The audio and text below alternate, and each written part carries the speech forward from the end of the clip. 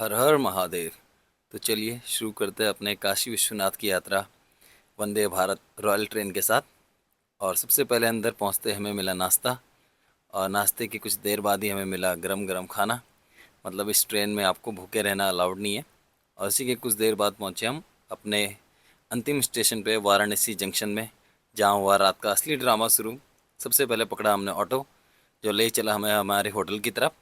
और बीच में जो हमारा सबसे पहला स्टॉप आया वो था बादल ठंडाई।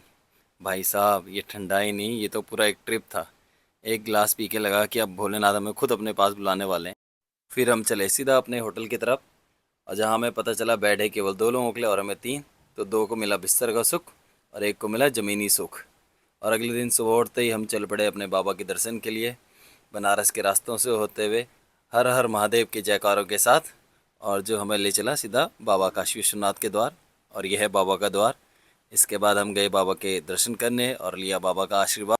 बाबा के दर्शन के बाद मन तो बहुत खुश था, अब थी पेट को खुश करने की बारी।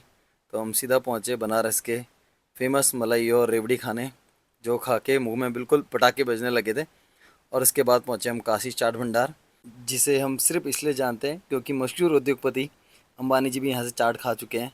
तो हम अमीर तो ना सही, पर चाट तो खा ही सकते हैं। और चाट खाने के बाद हम चल पड़े बनारस की गलियों में।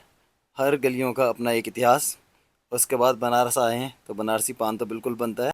ये था हमारा बनारस का पहला दिन। और अगले दिन सुबह उठते ही हम पहुँचे चाची की दुकान पे, जहाँ चाची थी छुट्टी पे। तो बगल में चाचा भी पूरियाँ तल रहे थे, हमने कहा क्यों ना चाचा के हाथों का स्वाद लिया जाए। तो हमने भी लगवाए अपने लिए 1 प्लेट पूड़ी छोले। और बिल्कुल इस खाने का आनंद तो सड़क किनारे ही है, और चाचा के स्वाद में भी बिल्कुल कमी न थी। तो फटाफट हमने अपना नाश्ता किया पूरा। और उसके बाद पहुँचे हम अपने फेमस पहलवान लस्सी के पास, जैसा नाम वैसी काया। फिर हमने गटका 1 गिलास लस्सी, और हम निकल पड़े प्रभु राम के दर्शन के लिए